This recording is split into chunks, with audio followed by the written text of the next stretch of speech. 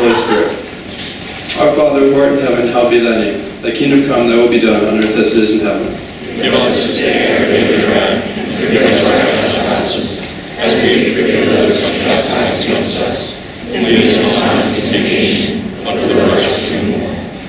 St. Thomas Aquinas. Pray for us. In the name of the Father, and of the Son, and of the Holy Spirit. All right, well, welcome to the second Veritas debate of the semester. Very glad to have you. First of all, some Veritas news. I'm very excited to unveil the launching of our brand new website, veritas-society.com. There's a QR code to it in the back of your pamphlet. And on the website, there's like records of all of the past debates, as well as a gallery with photos from them, and some of issues of our publication, The Gauntlet. And also there's a link to become a Veritas Associate. Speaking of which, today is actually the last day to become an associate, if you would like to do that. And also, I'll be over there if you are already an associate and you want to get your special Veritas pullover. More news. This weekend we had the Veritas Conference on the Theology of St. Paul with the St. Jerome Fellowship. That went amazingly. All the speeches were amazing. All the paper presentations were awesome. And it's finishing up tomorrow night with a keynote speech by Dr. Scott Hahn in the International Lounge at 7 p.m. So you're all invited to come to that. It should be awesome. So once again, there's no clapping at these debates, but we do encourage an interactive crowd, so plenty of stomping and snapping and hissing. And then, just like last debate, the chair will pick all the speakers, and the bell will sound for 1 minute. Oh, that sounds amazing. All right, and so straight into the debate. The motion for tonight is, this House believes that the current theories of human evolution are compatible with Catholic beliefs. Affirming the motion will be a sophomore philosophy major, John Cummings.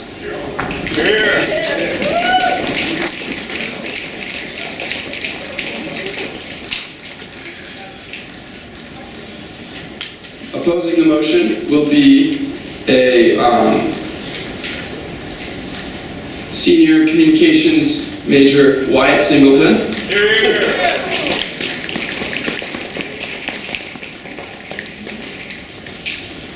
Also affirming the motion with John will be a senior philosophy and communications double major, Francesco Pinquay.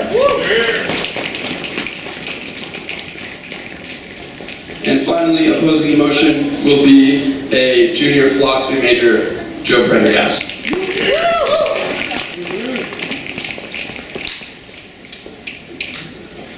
And a friend of mine asked me today if I was going to be doing the little thing with the hammer. I will not be, because I'm not very well versed in this topic. So now we will have our chairman tell you a little bit more about this topic, Mr. Jarrett Johnson.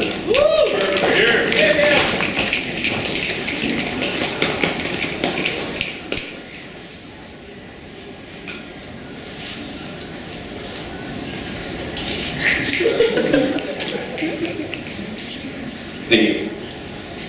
All right, so I direct you all to the motion. The current theories of human evolution are compatible with Catholic belief. I just want to say a few words on this. This is a very specific topic. We worked hard to make sure it was specific because we've had evolution debates in the past, and it's very easy to go off on the fossil record and the flood geology and all these things, and that's not what today is about per se. If these things are part of the arguments, that's fine. But in my opinion, the only topic really worth addressing for the universal church on evolution is whether or not it is compatible with Catholic beliefs. We know what the popes have said, that essentially good Catholics can differ, right? And that's all well and good, but that means there's an open debate, and that's what this is. We want to get to the heart of this issue.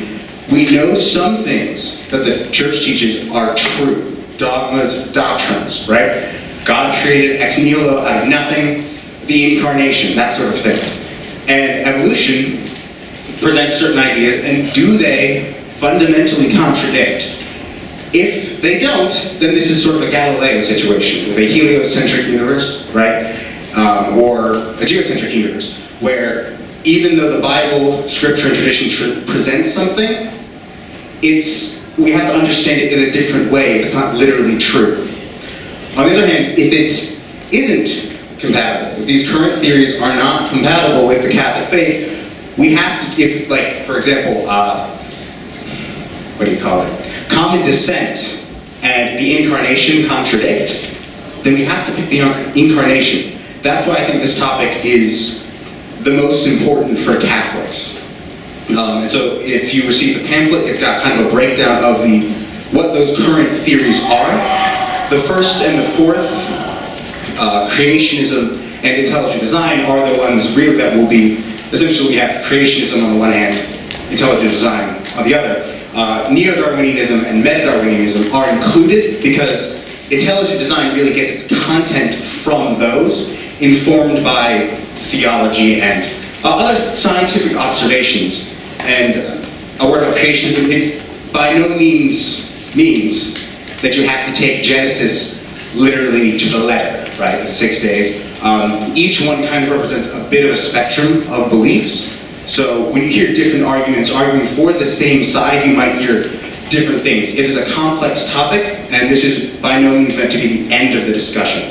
So I encourage you to really take these things to heart. Be open. The other side isn't stupid. They have reasons for believing what they believe.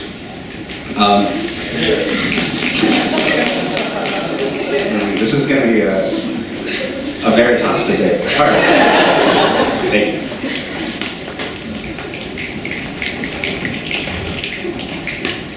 Now, our first speaker from the affirming.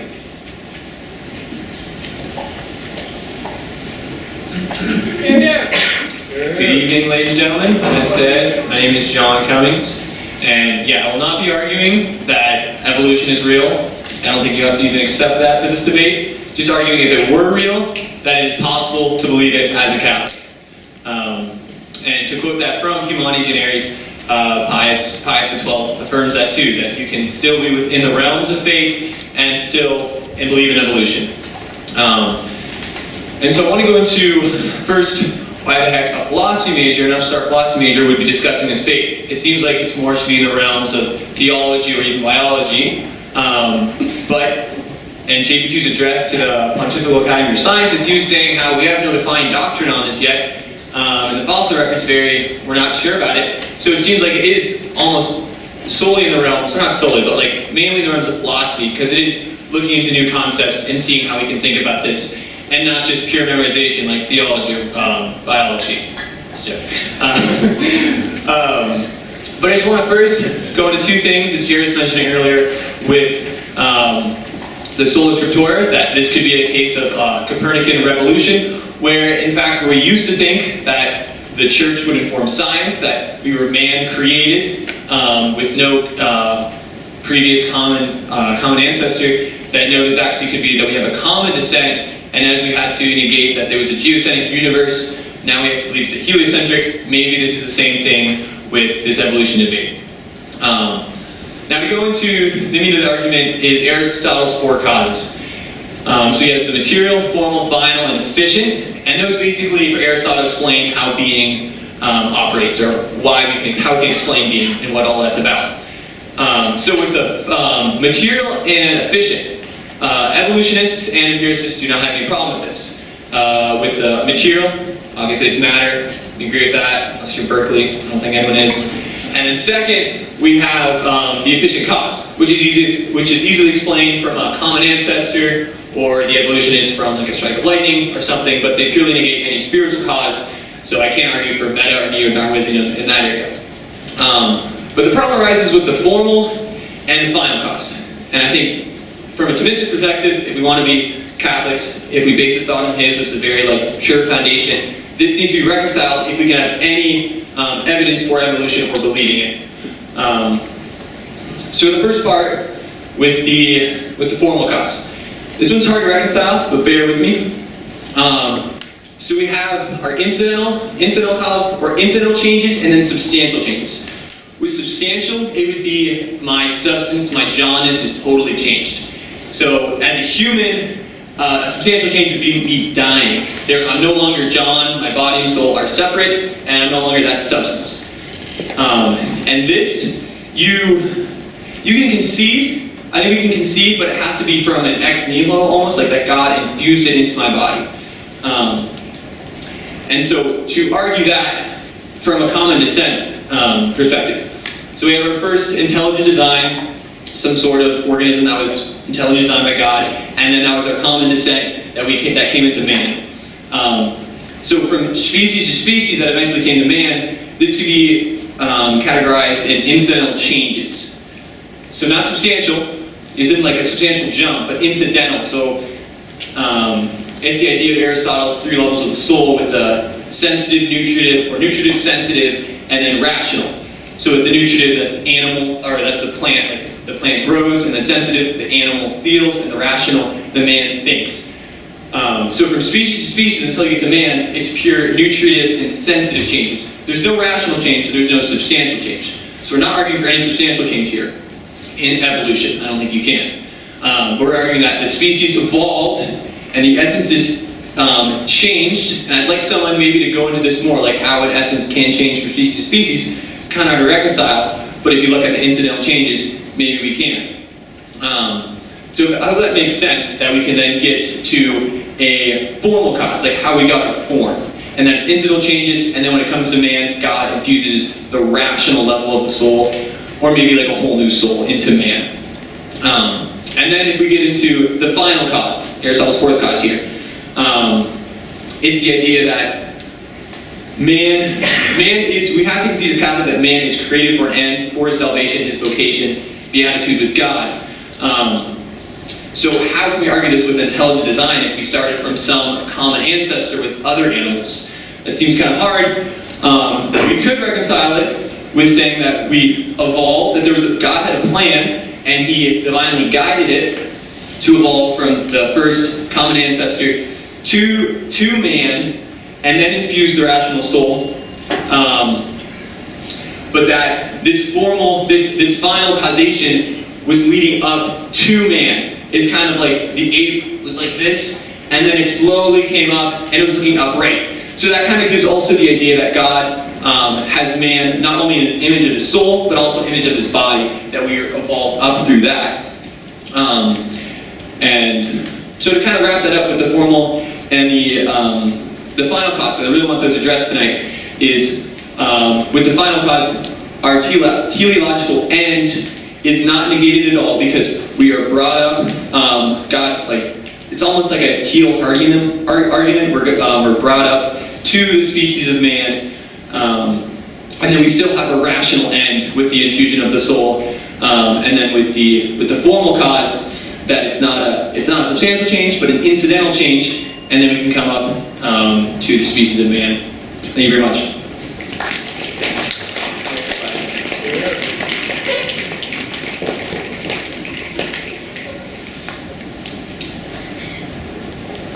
That was even coherent. Up there. Yes? Do you mean, when you talk about substantial change, perhaps might you be talking about natures? Because it seems that substantial change would have to entail a single concrete being as a substance changing into another thing. Whereas I think with evolution, it seems like it's different creatures across time. So it doesn't seem like it'd be a substantial change.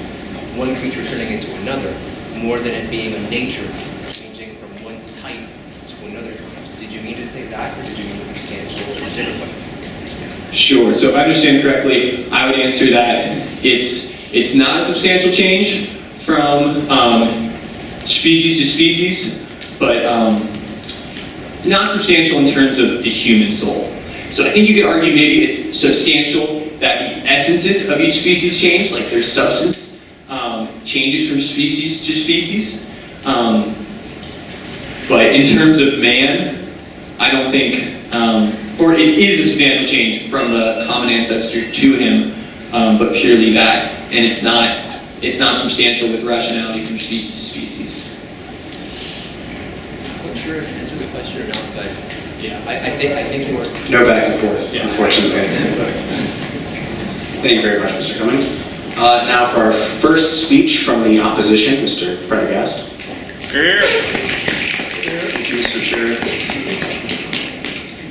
For if you did believe Moses, perhaps you would believe me also, for he wrote of me. But if you do not believe his writings, then how will you believe my words? These are words spoken by our Lord Jesus Christ, of course.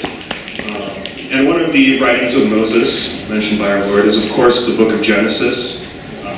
If you doubt this with historical, critical nonsense, then you can refer to the Pontifical Biblical Commission statements confirming the authentic Mosaic authorship of the Pentateuch, and we'll get back to the Pontifical Biblical Commission a little later. So it troubles me that us Catholics who have the one true faith feel the need to reconcile the one true faith with a false faith. A false faith known as evolution, one that's come about through really an explicit attempts to overthrow Christianity and the Christian idea of creation.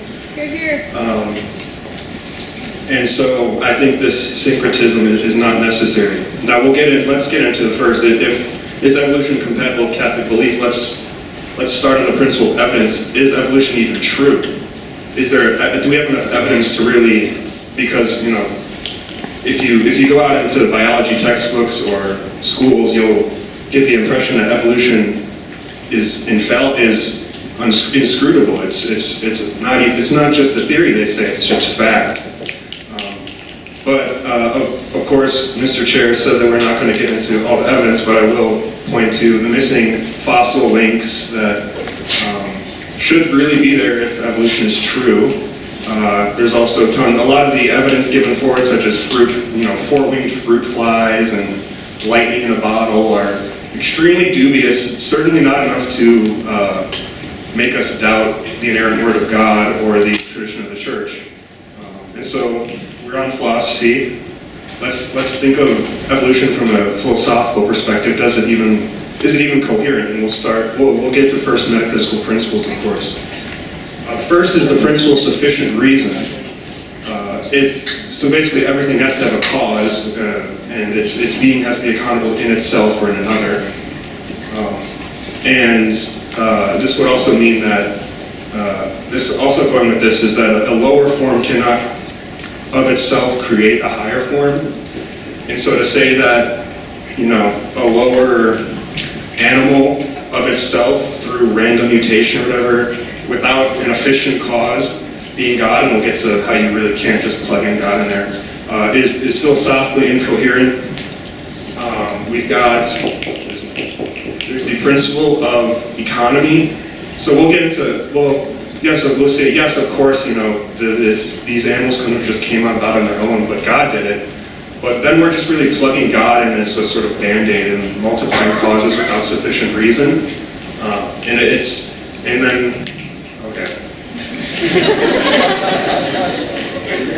And so on many there's a whole book, and I can't get into all the metaphysics right now, but philosophically, evolution is in trouble, let's say. So we're talking about Catholic belief, of course.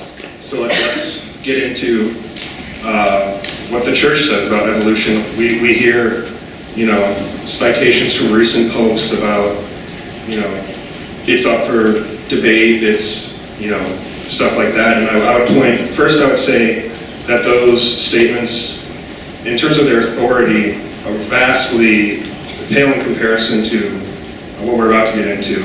And I'll address Humani Generis first. Humani Generis does not endorse the theory of evolution. It doesn't even say that Catholics can wholeheartedly hold it. It merely states that we are allowed to objectively discuss and debate it. It doesn't say anything really about holding the belief or that it's even true. And if you go down the paragraphs below Humani Generis, Pope Pius XII is very, very specific about the liberty and the certain things that we can do regarding that. Okay, so let's get into first the historical nature of Genesis. Of course, many who seek to reconcile Genesis and evolution would like to emphasize the allegorical perspective of Genesis, perhaps even to the exclusion of the literal. And besides from this being foreign to the tradition of the church, another pontifical biblical commission statement does say that there is not solid ground to exclude the literal transition. And the pontifical biblical commission now is just sort of like a study arm, but if you look at the motu proprio of Pope St. Pius X, Praesidentia Scripturae, it does state that the Pontifical Biblical Commission's decrees that I am referring to did bind in conscience. So then we'll get to the Church Fathers. The Council of Trent and I believe Vatican I also reiterates that the unanimous interpretation of the Church Fathers on matters of faith, morals, and Scripture is we are not at liberty to contradict. And I would really defy anyone to find a Church Father, much less the unanimous consent of the Church Fathers, that teaches anything similar to Darwinian evolution or this sort of common descent idea.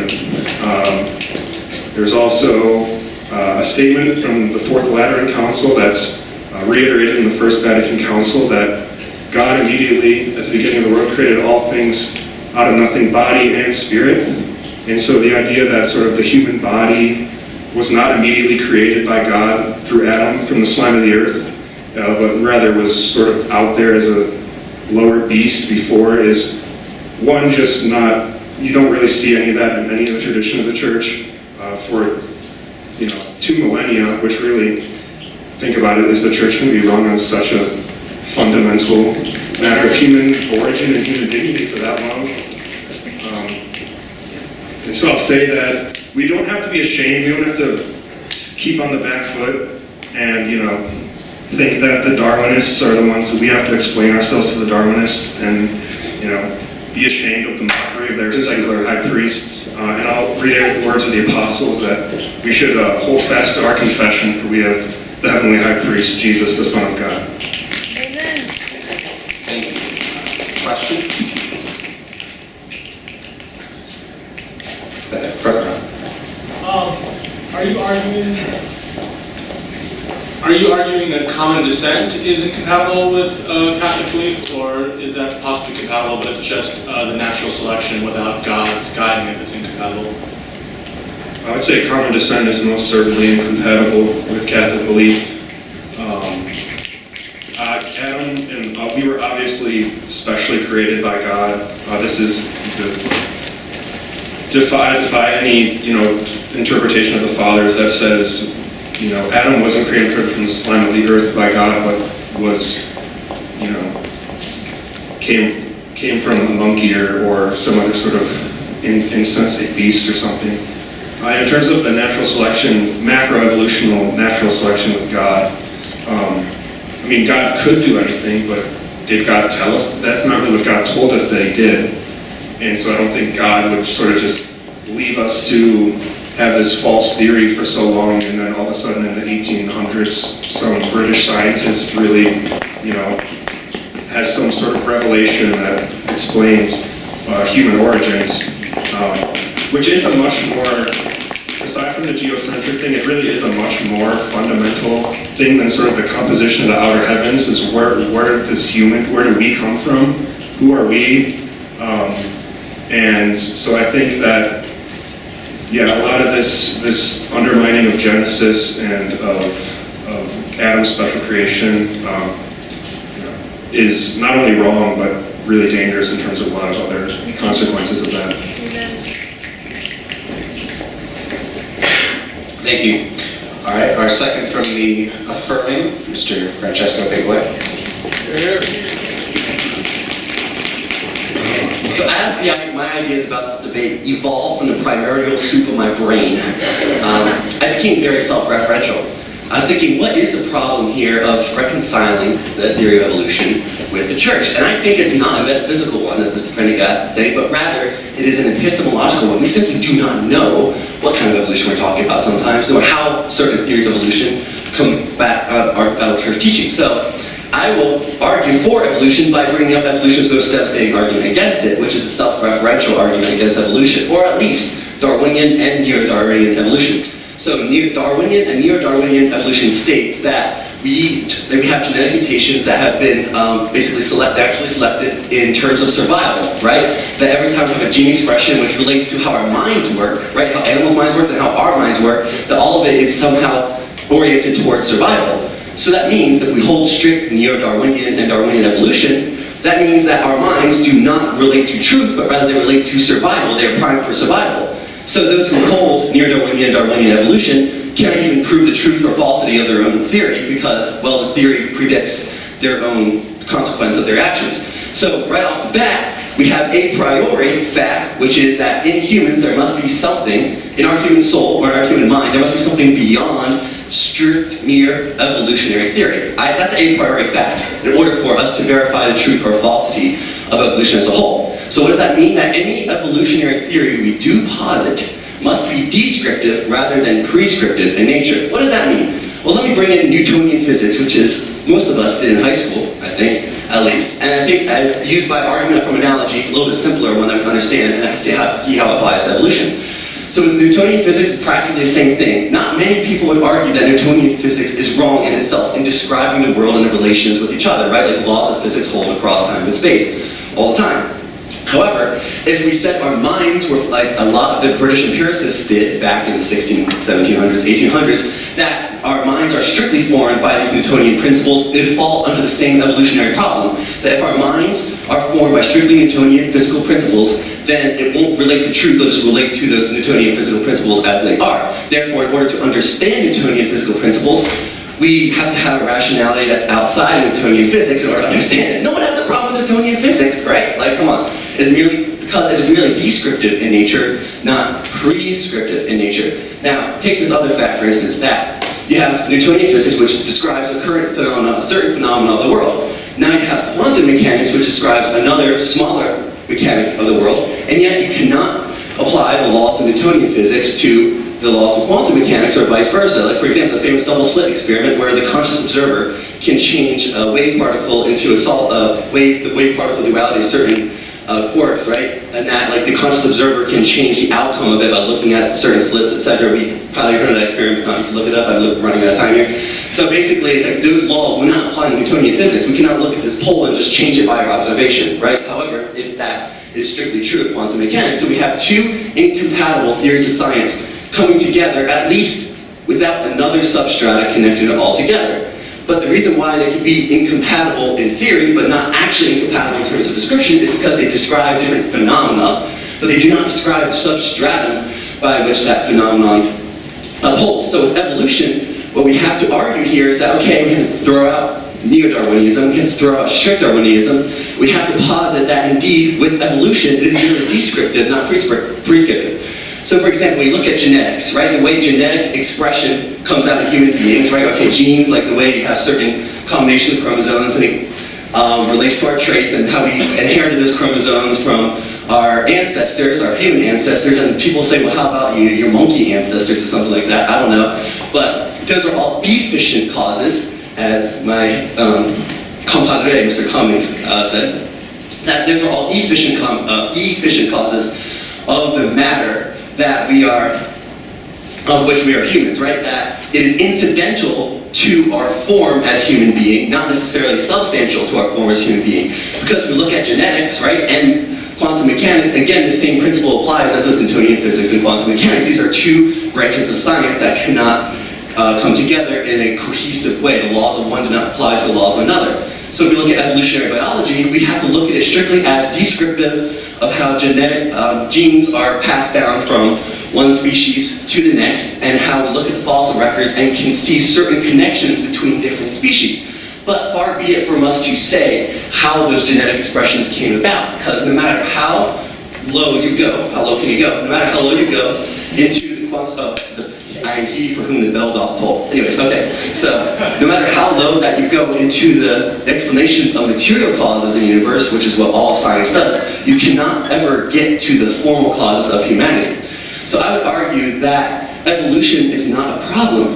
If it's a metaphysical problem, maybe we don't know enough about it. And that we have to just study more and see what theories can uphold with the teachings of the church a priori. Yes, so basically, those ideas have evolved in my brain, not from the primordial soup of my brain, but because I am in control of my own rational nature, because of my own form. Thank you very much, ladies and gentlemen.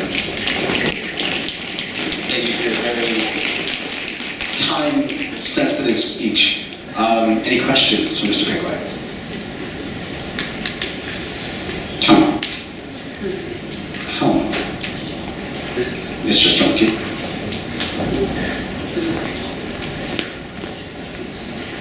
So I guess I'm curious regarding the natural phenomena argument. So if evolution is purely descriptive of natural phenomena and not proscriptive, then how do we integrate the sort of scientism of the modern scientific establishment and the theories that they've created into, how do you separate that out? How do you separate out what is evolution per se and what is the scientism of the modern scientific establishment? Right.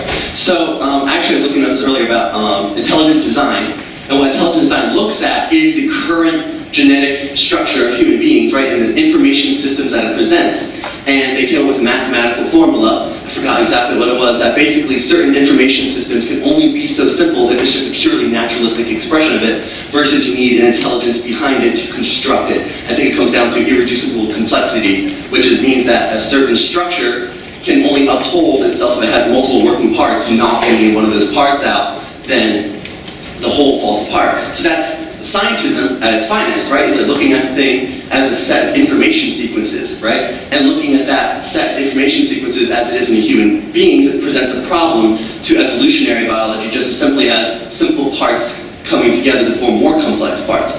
And I think that's how you attack it, is that you look at current scientism, like scientist theories, like you just look at scientists, like just in other regards to a natural phenomenon in the world, right? You see what is here and how it applies, and can evolutionary biology support that or not? So that's what I would say. Thank you very much. We have one more opposing speech from the senior computer science major, Lance Singleton. Go ahead. Maybe. Okay, well, it's going to be a fun debate when they give us a set of rules to start with. Okay, so there's a lot to talk about with evolution, but my main kind of thing here is I want to stress, kind of affirming what Mr. Johnson said at the beginning, which is if we don't have like a concrete theory of evolution which is compatible with like church teachings, we kind of throw away the other ones in favor of what the church says.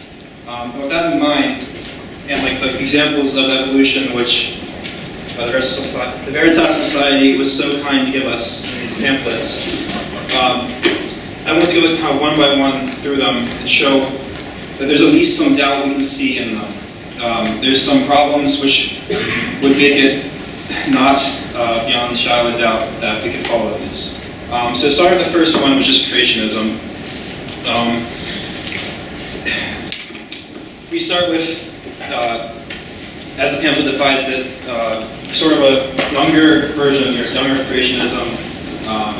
There's the common descent, which makes, well, no, there's adaptation, there's no common descent. And so looking at younger creationism, there's kind of a fine line we can draw, cutting it in half, which is our own current scientific observations. Like you may have questions about the fossil record or whatever, but there's just an insurmountable pile of evidence that the Earth's existed for millions of, or not the Earth existed, the universe existed for a very long time. We have light from other galaxies that could not travel here fast enough. We have all kinds of just geological data, carbon dating, that seems to counteract the point that the Earth was created 10,000 years ago or 7,000 years ago. And this kind of course, if you choose to believe that, or that God created the Earth as is, He created every species as is, and all we have is adaptations. I mean, I can't definitively say that's wrong, but it just seems, the scientific evidence seems to add up that's not the case. Moving on to neo-Darwinism and meta-Darwinism. Both of them are materialistic, or materialism. which is defined as a heresy. In the end of it, it rejects the supernatural. It's trying to define our existence without a supernatural cause. And as such, I think both of them are incompatible with Catholic belief. And both of them also include common assent, but that ties more into the last one, which is like sort of the hand of God, I guess. It's, the exact words are,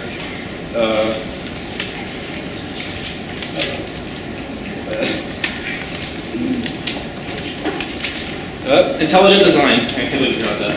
Alright, so, the intelligent design, realistically, in my personal views, that's like the most realistic explanation for where we are today. However, there's still problems which can draw. As I said itself, it's one of the wider schools. However, being one of the wider schools allows in common dissent, which is a problem because we all start with common dissent. We all start with originally a single cell, and everything kind of spiraled out from there. That eventually, at some arbitrary time, we evolved enough where God gave Adam and Eve souls, which, for one, it just seems a little weird that it's kind of like God sets this system where evolution is this natural process. However, he makes it so this through evolution, this natural process, we proceed all the way from cell, animal, and eventually we get to a certain arbitrary point where it's oh, well, this person is enough so that I can grant him a soul. And it kind of has two main problems. Where one, that kind of sounds like you're saying through evolution we're approaching God in a way. It's we're getting close enough to him that we can be granted a soul.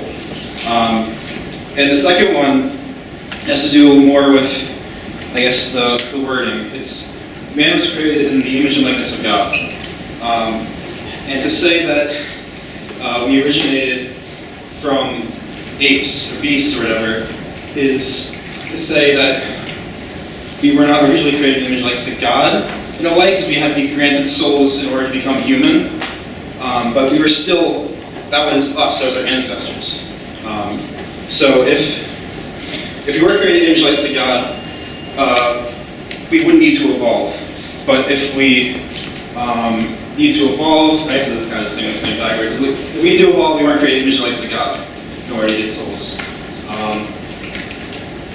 Yeah, and those are kind of the four main things. But as I hope I've managed to explain, there's a lot of questionable parts of these four theories that they chose of the current popular scientific theories of why we're here now. That we don't have beyond a shadow of a doubt. We can't just say, oh, we need to follow these. Since they go against church teaching, we need to throw them away. I'm not saying evolution doesn't exist. I personally have doubts after hearing these great speeches, all the research we've done for this. But I think we just need to find a better one. These four don't work. These current theories are not compatible with Catholic belief. Thank you. Right on time. Will you be taking questions? All right, we will, because I said you would. Mr. Gonzalez.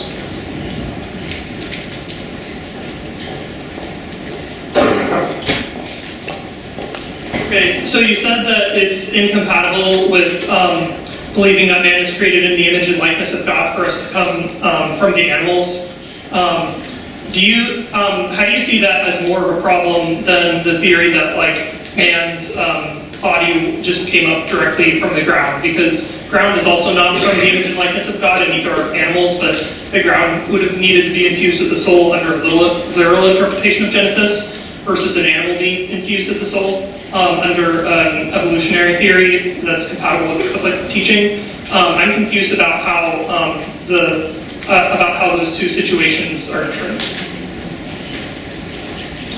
That's a good question. Okay. I think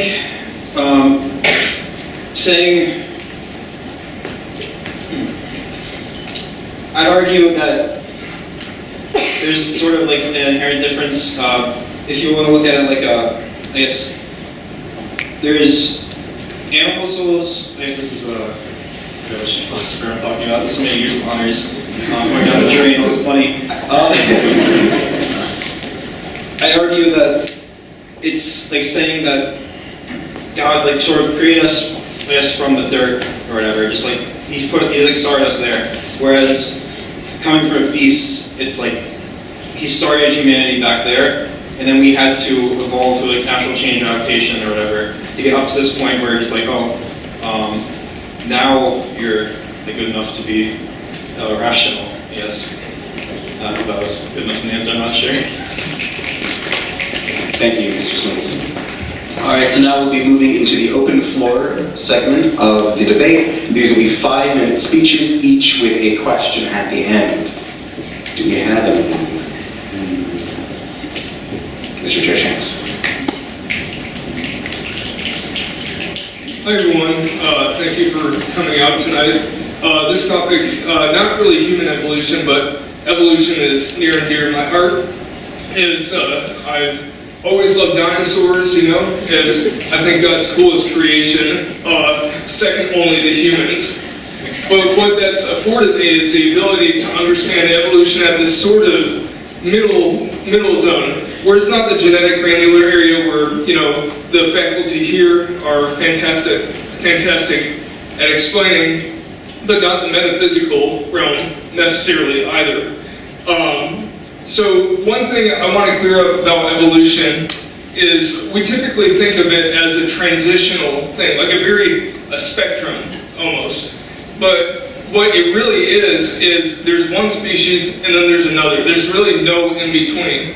And so that goes along with God imparting a soul into man. There's not this gray area where you arbitrarily say that, here's an animal, and then here's a man.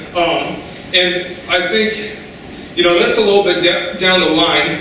But the problem with the theories, essentially getting back to the pamphlet, the problem with the theories in the pamphlet are that they either take God out of the equation or say that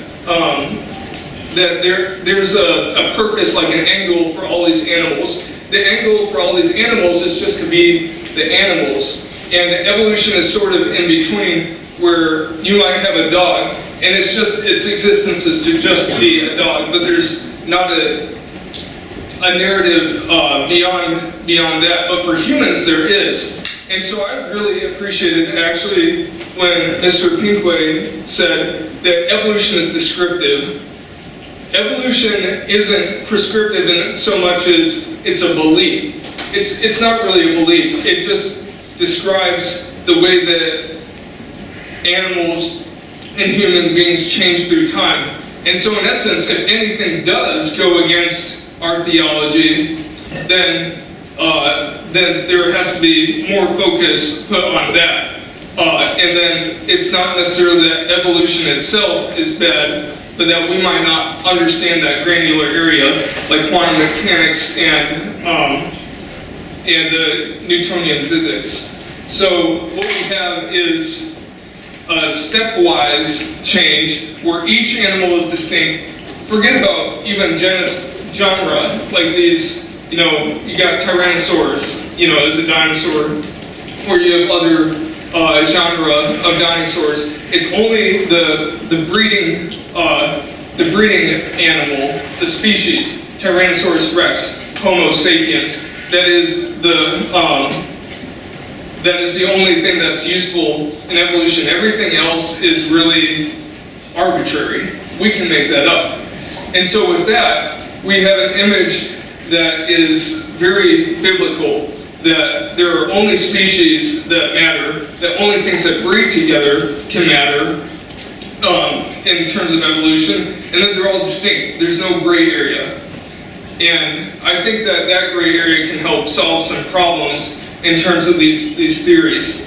And another thing is, when you talk about evolution in an atheistic sense, it's really this aimless endeavor. And but there's one thing. There's pressure to adapt to the environment. For instance, if you guys know the long necks or the sauropod dinosaurs, they were actually pressured to become big because that's what their environment showed, but there wasn't a goal. But all of this is to say is that we know what the goal is. The goal is to end up with God in heaven, and we're always changing, and that evolution is just a descriptor for how we physically change, not spiritually, not mentally, but physically change through time. So that was a bit all over the place, but thank you very much for listening. I'm happy to take any questions. Any questions for Mr. Shanks? Don't be shy. It's going to be one. Oh, all in the back? I was just going to ask what your favorite type of dinosaur is. That's a good question. Yeah. Yeah, it's a little bit outside the purview of the debate, but it's Giganotosaurus, and now everyone's going to Wikipedia that, but yeah, that's my Could favorite. Mr. Shanks spell that? Are we doing this? Giganotosaurus.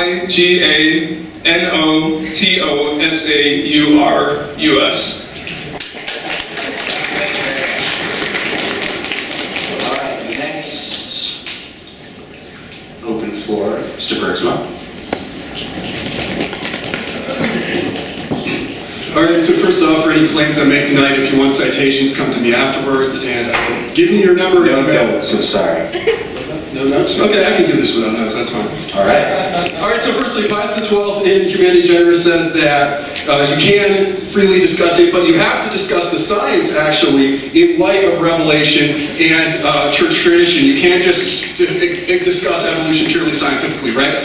So there's a reason he gave this caveat, and that's because he knew that his close friend and predecessor, Pius XI's whole dissertation was on this topic, and Pius XI argued that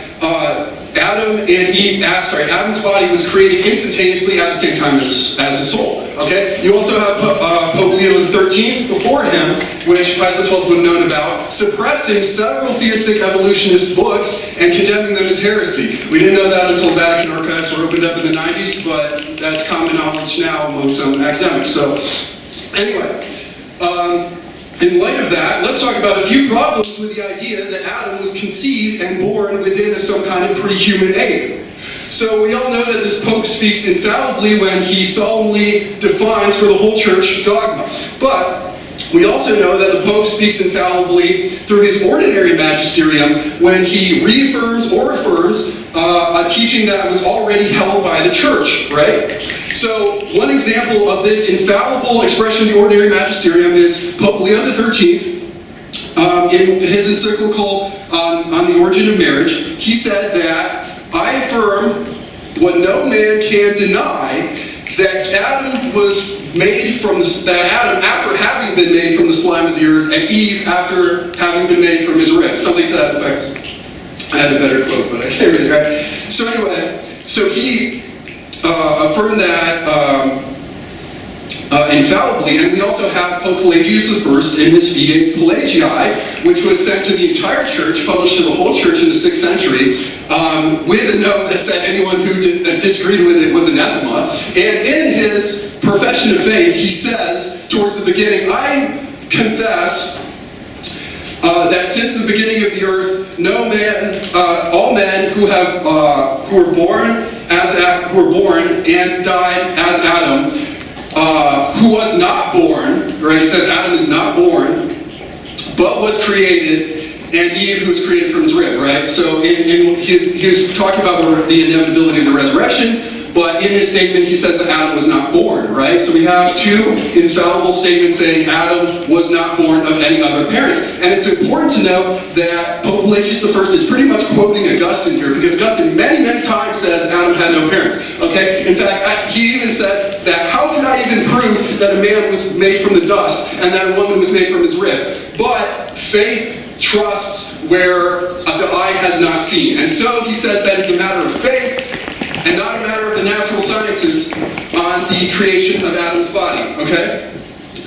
He also says in City of God that anyone who denies that the earth is older than 6,000 years at his time is a liar and a pagan, and you should make fun of them and not even debate with them. And I couldn't agree more, okay?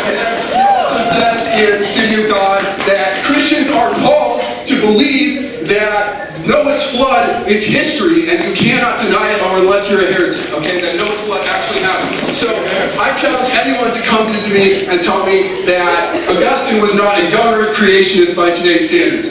All right. So we said Augustine. There's another dogma that doesn't jive with the idea that Adam was conceived inside a pre-human egg, okay? And that's the dogma of the Immaculate Conception, because the church teaches that Mary was the only person who was conceived without sin. And if you think that Adam was conceived, you have to hold that he was conceived without original sin, okay? And it says explicitly, go to Ineffableist Days, where Blessed Pius IX dogmatically affirms the Immaculate Conception. He says the church holds that the Immaculate Conception, that Mary, but basically that it is unique to Mary among all other human beings. There's no other human beings were immaculately conceived. Obviously, St. Maximilian Kolbe, where we get devotions to the Immaculate Conception, says the same thing. He says, who are you, O Immaculate Conception? Not Adam. Not Adam, for he was formed from the clay of the earth, and not Eve, for she was taken from the rib. Let's talk, speaking of Blessed Pius IX and Maximilian Kolbe, want to hear what they had to say about evolution? They both hated it, okay?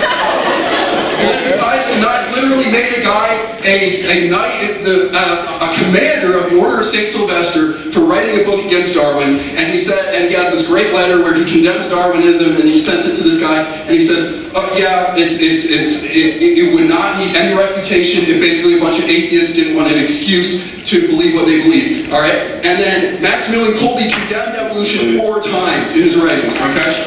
So, any questions? Citations? I got it. What's up? H. Gonzalez. So you quoted St. Augustine's opinion that anyone who denies that Earth is more than 6,000 years old is a heretic. So do you think that someone who believes that there's light coming from 14 billion light years away, that and that light travels at a constant speed, would you call that person a heretic? No, but that's kind of completely irrelevant to what I said, so I don't know anything else that.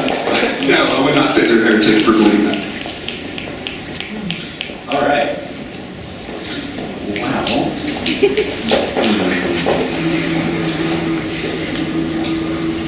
Mr. Denley. You're here. Hello, everyone. So I want to talk about 3 things, and I think this would be essential to evolution, which is single common ancestor, the idea of speciation, and progress, right? And we'll see if you affirm all those, please affirm the motion. But if you deny any of those, I think we're going to start having problems with evolution as a theory, right? So the first thing that evolution assumes is that all created, well, they don't believe in created, all life on Earth descended from some single ancestor, some bacteria, protozoa. We don't really know what it is. And in fact, science study, it doesn't claim to prove it. How could you possibly prove some bacteria 3.5 billion years ago even existed? It's assumed in the theory of evolution that there was one ancestor from which all life came. And then we move to this idea of speciation, in which that single common ancestor can move throughout time by a series of violence, right? There's a survival of the fittest type of, that, I don't know what it was fighting against when it was fighting against itself, but it moved in a complexity and we moved from there, right? And the idea that Darwin was working with is the progress from simplicity to complexity, right? That you can have something simple that doesn't have a whole genetic genome, whatever, and eventually we can get a whole genetic, theory out of that. And the reason why I was looking at the theories, we're in this kind of like meta-Darwinism, is because it just doesn't actually play out that way. That what we see in the world is actually a kind of degradation. Instead of progress, instead of a simplicity to a complexity, which is kind of bizarre, right? It's the idea that complexity breaks down. In the cosmological vision, we have this kind of, the heat death of the universe, that things are going to fall apart, that things are tending towards this degradation, right? If we look to the faith, this world's subject to futility, the scheme of this world being passing away. And it's interesting, Darwin was at a time in which progress was the ideological, like the whole driving force, right? Marx and Darwin. Engels described famously that Marx is nothing more than a Darwinist, applied to economics. You have Thomas Malthus with population control, right? And the whole eugenics movements and this kind of like racial warfare, all that stuff was via a kind of Darwinian progress narrative. Because if we think of the idea even of a species, right, it's kind of, we're just putting it out there, but each individual material form that exists is really unto itself a thing. Like we say it's species by the relation of the genome and the genetics, but there really is no human race. There's just a lot of things that are very, very, very similar in this kind of human thing, right? Because the speciation thing basically admits that that is just a descriptor, that these things are all similar. And if you look at the kind of like how we prove speciation, it's by uncovering fossils that were like, well, that looks similar to what this looks like, right? And so they must have been a common ancestor. But you could just as easily explain that phenomenon by saying, oh, well, there are different forms, right? So when we look at Genesis, what we have is God creating the animals, He creates the land animals, the birds, the fish in the sea, right? That those are real existing forms. That God actually had an intentionality for each of the forms. But for Darwin, there is no intentionality for any existing thing, because it is merely a progress to a greater material thing, right? That the movement from simplicity to complexity basically says that any existing thing now that we look at is potentially, through a series of evolutionary things, reaching a grander form, right? And this is the whole transhumanist hope, is that humanity itself can be overcome. That humanity itself is merely a progression to some grander. But what science is finding now is that this actually doesn't play out in the way that we were hoping, right? We thought we could find the key of genetics and then we could unlock more secrets and go further along. So let's return, single common ancestor, speciation, and finally progress. And each of these things, the Genesis account in the orthodoxy of the faith affirms that forms actually are real things. That an animal, a human, it's a real thing that God intended to be, right? Not in its overcoming. We also, with speciation, it's not that each form is just a merely passing appearance for a grander form, but actually has a telos for itself. And finally, instead of progress, this world is subject to futility and death. And ultimately, we're hoping for the next life, not the next evolution. Thank you. Questions for Mr. Pinkler?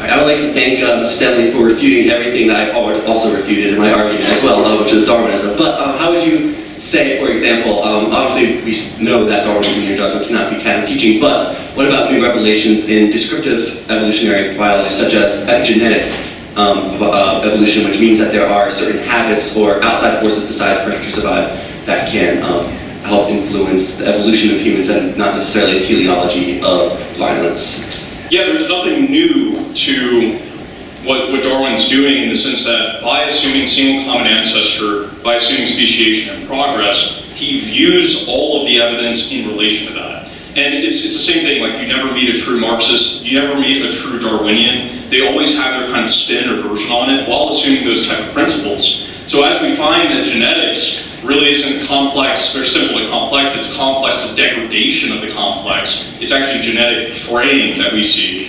Science is trying to, at the same time, hold Darwinian principles, but then try and figure out how you can still hold that. What we're in is what Thomas Kuhn describes as an anomaly situation, a paradigm in which the paradigm is not explaining the evidence anymore. And what I think, the Colby Center, for example, a lot of great Catholic work is being done on how do we then build a science that rejects the Darwinian assumptions and reclaims an authentic science because it is the truth. Thank you. Thank you.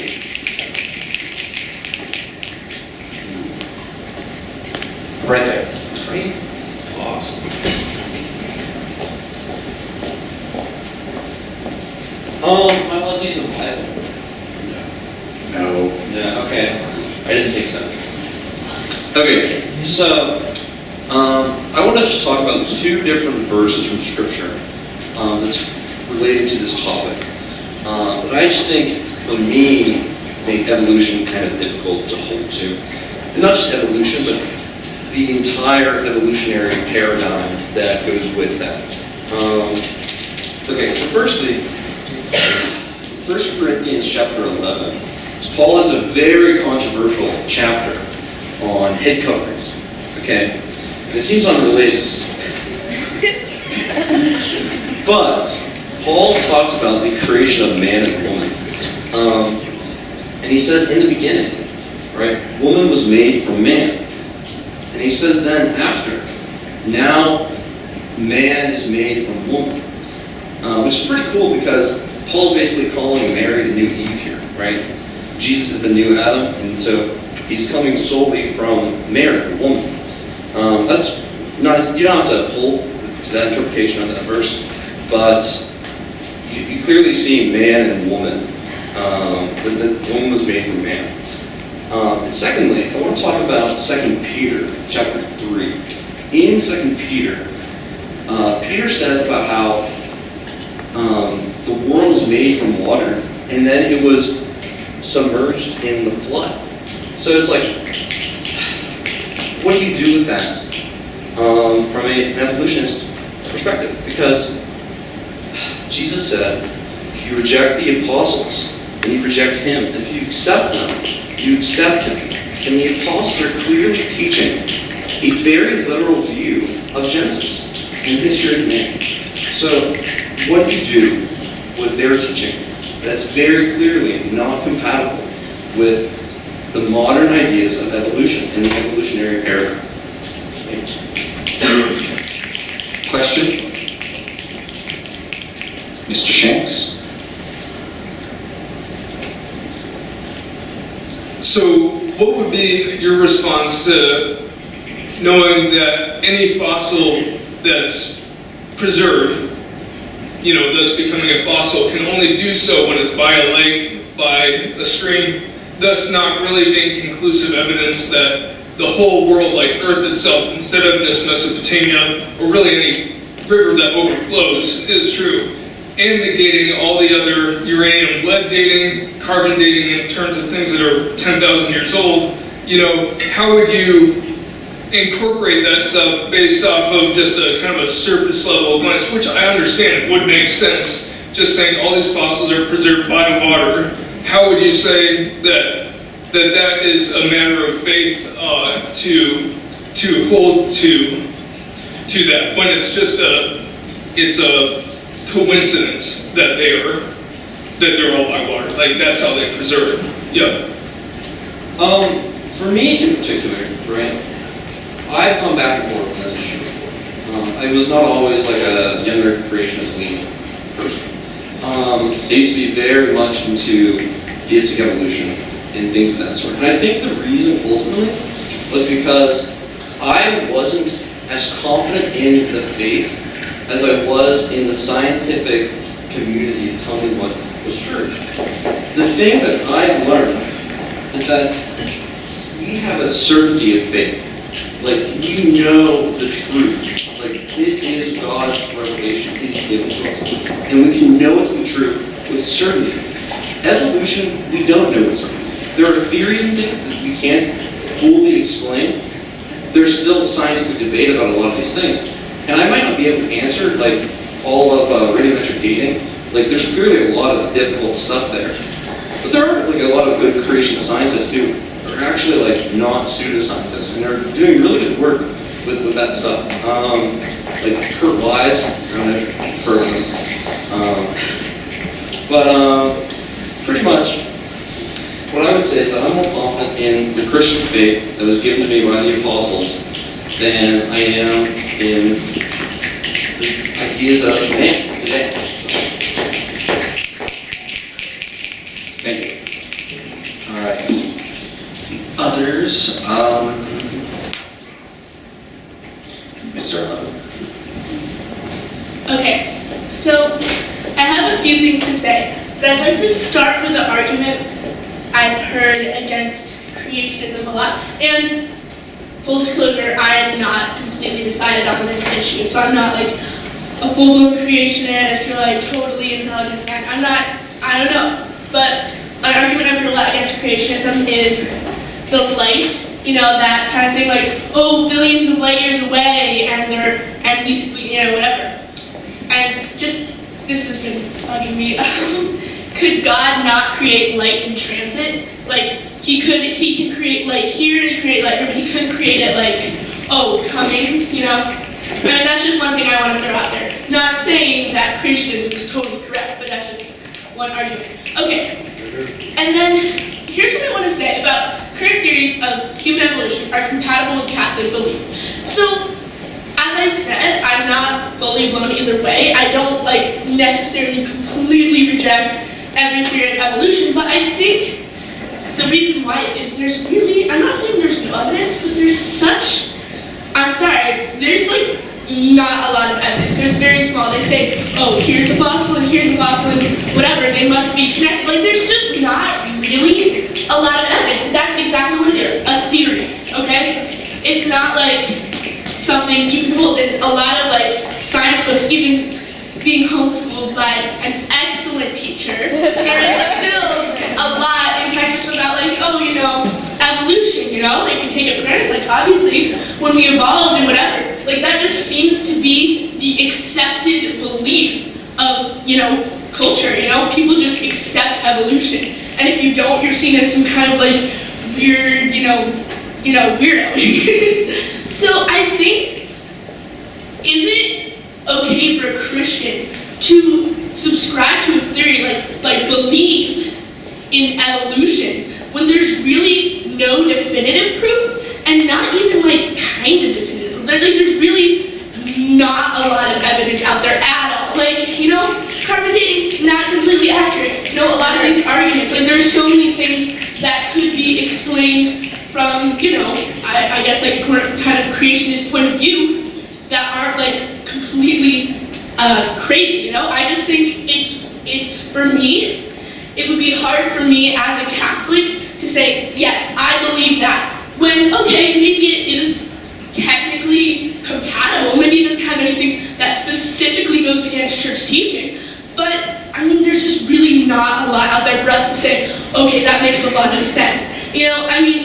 I've been reading G.K. Chesterton's The Everlasting Man, amazing book, and I know, theories about evolution have changed since his day, but he does say a lot about, listen, you can't just say, oh, I found, take a bone you find, or a cave painting, whatever, and turn it to your, make everything, you don't try to, prove a hypothesis, you try to figure out if it's correct, I don't know, I just think a lot of these things, there's just not a lot of proof, but I would like to say, this is that I don't know whether or not I will affirm or not affirm this motion yet, because, I have, if these beliefs are compatible, I have to affirm it, whether or not I will accept them. So, I do think, I'm not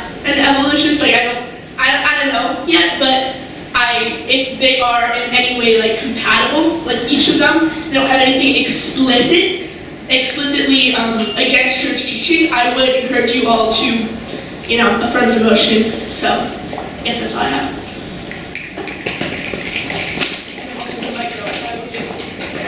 Questions? Mr. Hyman? So you just said that you said that technically there are no incompatibilities, and then you went on to talk about how you don't necessarily believe in evolution, but you kind of just affirmed the motion. So do you want to stick with that, or? No, I said I didn't say there are no compatibilities. I said if I did, I misspoke. I'm sorry. I meant if there are no compatibilities. So, I kind of am, affirming the motion if no, incompatibilities are brought up. I don't know. That's kind of a scatterbrained speech, so sorry.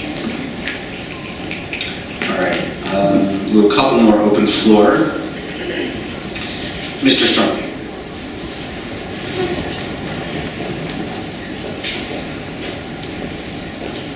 It is my hope that this assembly will forgive me a brief aside before I touch on the resolution itself. Prior to the debate, I found it interesting to perform a small experiment of my own. I asked individuals as they were coming in whether they owed allegiance to that angelic Egan or that roguish Coda. And what I found is it predicted with about 90% accuracy where people would stand in this debate. Of course, the philosophers and the theologians came in opposed to the concept of evolution, and the chemists and the biologists came in more open to it. I suppose I would start off my speech simply with caution. It is my hope that, the fire in people's hearts, the passion will die away a little, and that after this debate, the theologians can come in with the fullness of our faith, with the moral order that we all ascribe to, and the, coda rats, such that we are, can bring our observations of the natural world and, strive towards truth, strive towards the good. Now, I do, predictably, I am from Coda, and I am going to stand in support of the motion. I do want to just briefly address the concept of us as hylomorphic beings, beings of spirit and body.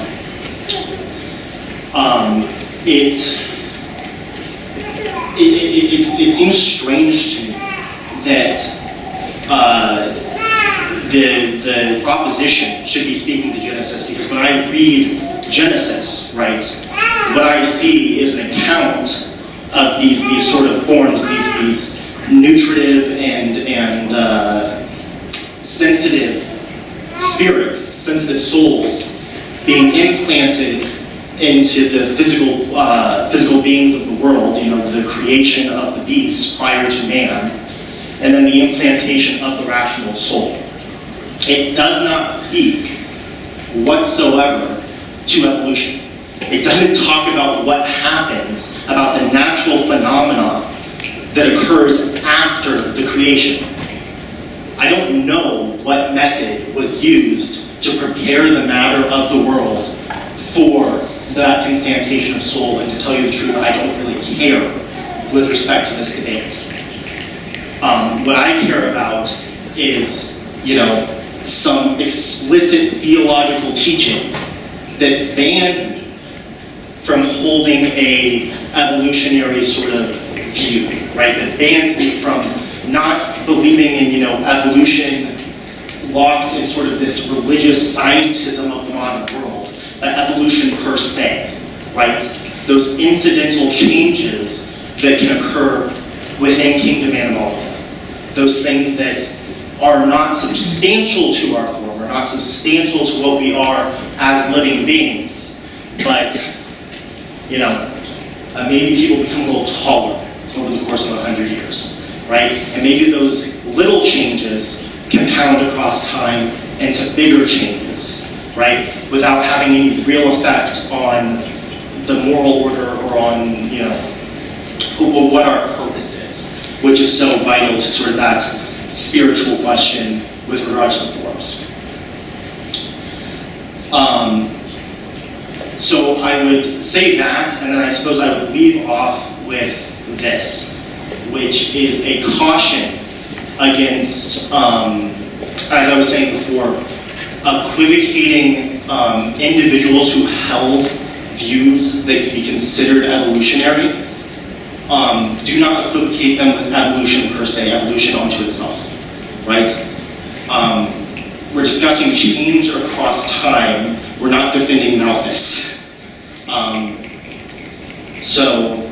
Thank you for listening, and I guess that's about it. Thank you. A question for Mr. Strongview?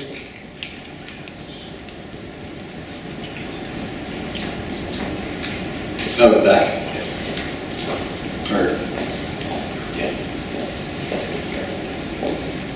Yeah, so my question is, Do you think that the theory of evolution is perhaps unique amongst the sciences, though? In the sense that, like, if you're looking at scientific research that's based in observation and concrete, experiments and outcomes and observation, that seems to be, in my mind, slightly unique from what we're talking about in terms of observation when it comes to evolution.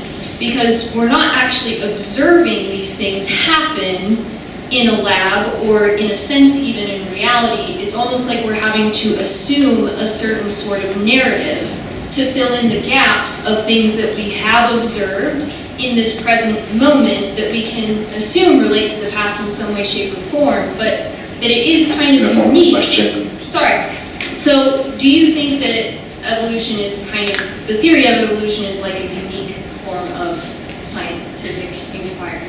Yeah, so I would say two things. The first thing I would say is I'm not defending the truth of evolution, right? I'm not an evolutionary biologist, and I'm not schooled enough in that mode of science to speak to whether it's true or not. The conversation, I think, very wisely is whether or not an individual could believe in evolution and whether or not it could be compatible with Catholic belief. The second thing I would say is because I'm not an evolutionary biologist, right? I'm a computer science and chemistry major, and I have so very little faith in the scientific community and establishment as it exists today. The best that I can do is put my faith in, just authority, and look towards the professors in CODA, individuals who I would generally hope are formed as Catholic scientists to the degree that that's possible. And when I am not able to speak on something to myself, look to the wisdom of, older, more educated people. Thank you. Mr. Strumke. All right, we're gonna do, what time we got? One more open floor. My beloved co-chair with whom I'm well pleased. Thank you, members of the parliament. So, can I become a woman? No! I cannot become a woman.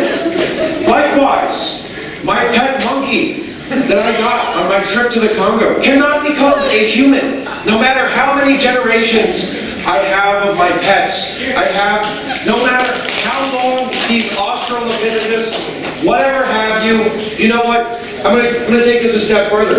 The current theories of human evolution are not compatible. And you want to know what else isn't compatible? Taxonomy. Taxonomy, this whole notion of, we have to be scientific. The scientificizing of modern society is the absolute rejection of God, the Trinity. You want to know one of Satan's greatest jobs is because that he gave the Protestants the glimpse of truth of young earth creationism, and they completely ruined it for everyone else. We promote Catholic intellectual culture, and the Protestants bastardize it. They pervert it. And what do we have? We have fundamentalist Baptists who come out here and make a valid scientific claim look like nothing. They make it look like a joke. When young earth creationism is a full functioning theory, is a scientific, if you want to go there, scientific claim. And what do Protestants do? What do modern intellectuals do? They pervert the truth of Christ because they hate him. Amen. You know what? So, I'm not a huge Michael Knowles fan, but I agree with him from his talk. We're going to reject this whole false dichotomy of scientific and non-scientific. We're not called to be scientists. We're not called to be humans. We are sons and daughters of the true God. If you identify as anything other than that, you are committing idolatry, and you have forsaken what it means to be Catholic. I come to you today saying evolution is not compatible. I come to you and say, if you agree with the notion of the incarnation, that the eternal God limited himself to become a child born of a virgin, then you cannot disagree with this claim. You must say evolution is false. If you can say that the greatest miracle ever, that Christ eternal came down into human flesh, then it is a mere trifle that God created from the dust off of my feet, and made a man out of that. That is nothing in comparison to the eternal God, God the Son, manifesting himself in physical form. I come to you today and I tell you, oh, let's look at the stars. Oh, let's look at the fossils. Oh, let's look at the earth. You know what? Let's look at God the Father. Let's look at this only source of our true inspiration and light. Space is a space. All our modern notions of space are not clear. You know, when we look at space, relativity. Oh, let's look at Catholic thoughts on relativity. We're not relativists. No, gravity isn't here. It's the same here but different. Oh, when we're looking at the sun. No. X is X. In the same way, I cannot change my essence. This immaterial form cannot change its essence. When I come to you and say, you, Chesco Pinkway, or you, Joe Prendergast, can become an entirely different person, that is unequivocally false. In fact, that is Satan's whole temptation. That's the reason Satan fell. Because he rejected that his form was permanent. He wanted to evolve. He wanted to become a creator in his own image. I come to you and say, the human fall is nothing more than evolution. The first temptation which caused Adam and Eve to fall was saying that they could be evolved to God. In fact, what does Satan say? If you eat this fruit, you will become like God. Implying that they're not like God right now, but if they eat the fruit, they will be. Completely false. Every single reason for all our misery is because of this notion of evolution, that we can change. We cannot change. We cannot. And that is the joy of Christ, that Christ becomes like us and redeems us. Not through this natural change. Oh, I don't evolve to be saved. What am I, a Pelagianist? No! Pelagianism is explicitly rejected. Evolution is explicitly rejected. Would you rather follow a Anglican dropout or our Lord and Savior Jesus Christ?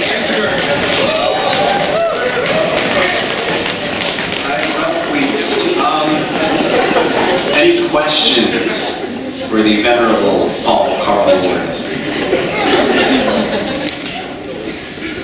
Mr. Shanks, again. What would you say to evolution, and great speech by the way, what would you say to evolution being the descriptive physical nature of God's creation? I would completely reject that. You know, God does not use these long, falutin natural processes. When God acts, it is a decisive act. You know when God acts. When Jerusalem is sacked in 70 AD, you know that was an act of God. When Christ dies on the cross, there's no 6 million years of Christ slowly dying on the cross, evolving into his ascended form. No, the crucifixion is a definitive event. Our salvation, a definitive event. Christ's death on the cross. Your inception at birth, a definitive event. You don't slowly merge throughout 9 months. Oh, I become from a cells and now I'm a human. From the moment of your conception, you are a son or daughter of God, and He wants nothing more than heaven for you, and the rejection of the apostasy of the world, the flesh, and the devil. Thank you.